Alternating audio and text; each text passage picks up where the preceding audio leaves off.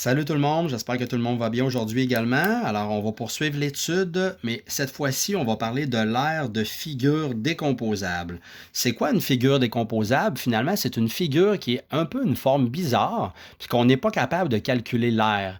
Mais nous, la façon qu'on va procéder pour faire ça, on va simplement découper la figure avec des formules d'air que l'on connaît déjà sur les figures, et par la suite, on va simplement additionner chacune des petites figures qu'on a prises, dont on connaissait l'air, et ça va nous donner l'air total de la forme bizarre. Alors, je suis à la page 62 dans le cahier orange. On te dit pour trouver l'air d'un polygone quelconque. Donc, je répète, quelconque, et des fois sont très bizarres. Qu'est-ce qu'on doit faire? On doit le décomposer en plusieurs figures dont on connaît les formules de l'air, et ensuite, on va y aller par procédure additive, c'est-à-dire on va faire une addition. Alors, regardez ici. Moi, quand je regarde cette figure-là, je vois deux choses. Je vois d'abord un rectangle. Alors, on voit ici un beau grand rectangle. Et je vois un trapèze. Un trapèze qui est par-dessus mon rectangle. Alors, regardez ici, si je vais avec un zigzag, on a un trapèze qui est sur le dessus de mon rectangle. Et justement, j'ai décomposé ça en rectangle et trapèze parce que je connais les formules d'air de ces deux figures décomposables-là. Et à ce moment-là, je vais pouvoir y aller avec une addition par la suite. Alors, premièrement, qu'est-ce que je vais faire? Je vais faire l'aire de mon gros rectangle jaune. Ça va être base fois la hauteur. La base, elle est ici de 65 cm. Ma hauteur sera de 30 cm. Et là, je vais calculer ça. 65 fois 30, toujours avec l'aide de la calculatrice, j'arrive à 1950. Alors, l'aire du rectangle est de 1950 cm².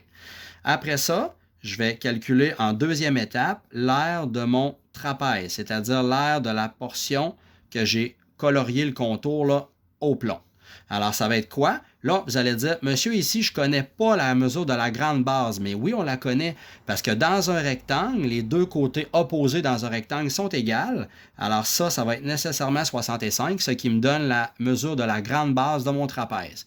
Donc, je vais y aller avec grande base plus la petite base multiplié par la hauteur divisé par 2. Alors, la grande base de mon trapèze, c'est 65. J'additionne la petite base de mon trapèze qui est 45. Je multiplie par la hauteur. On se rappelle qu'une hauteur est toujours perpendiculaire à la grande base et à la petite base. Alors, la hauteur, ça va être 20. Et je divise par 2. Alors, je pitonne ça. On n'oublie pas, toujours quand on a un trapèze, on pitonne d'abord la parenthèse, on fait un égal. Très important pour obtenir la réponse. Alors, je vais faire 65 plus 45 égale 110 fois 20 divisé par 2, ce qui va me donner 1100 cm². Donc, l'aire de ma figure décomposable, alors l'aire de mon polygone initial, c'est-à-dire mon polygone quelconque, bien, je vais simplement dire que c'est 1950 plus 1100. Donc, je vais y aller par procédure additive. Alors, 1100 plus 1950, ce qui va me donner 3050. Et les unités ici, ça serait des centimètres carrés. Donc, ça serait ça l'aire de ma partie, de l'aire de mon solide décomposable. Je m'excuse, pas un solide, je m'excuse de l'aire de ma figure décomposable. Maintenant, si je fais ce numéro-là ici, le numéro-là ici, c'est-à-dire la lettre B, c'est encore une figure quelconque. Si j'y allais en une seule étape, ça serait très difficile. Je n'ai pas de formule qui me permettrait d'y aller ainsi. Alors, je vais dire que c'est l'aire d'un rectangle. Je commence à parler du rectangle en premier lieu.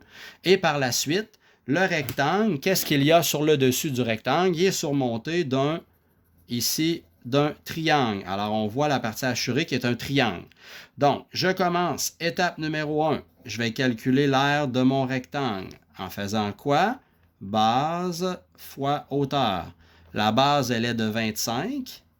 La hauteur, elle est de 15. Oh, je m'excuse l'écriture. Et là, je pitonne ça. 25 fois 15. L'aire de mon rectangle me donne 375 cm². Par la suite, l'aire de mon petit triangle. Alors, l'aire de mon petit triangle, On n'oublie pas que l'aire d'un triangle, c'est base fois hauteur divisé par 2.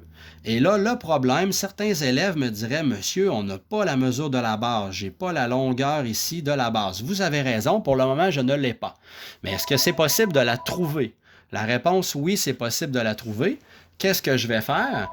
Je vais simplement dire 25 qui est la mesure de tout ça, moins 8, parce que la mesure de ça ici, c'est 8.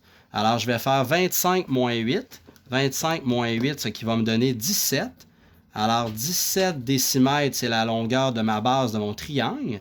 Et là, je vais faire quoi? Je vais faire 17 multiplié par 6 et je vais diviser par 2. 17, je répète, c'est la longueur de ma base. Puis la hauteur de mon triangle, c'est 6. Puis comment j'ai fait pour trouver mon 17? J'ai fait 25 qui est la longueur totale de ça, moins 8 qui me donne la mini partie qui me manquait ici qui était 17. Alors je fais 17 fois 6 divisé par 2, ce qui me donne 51 cm².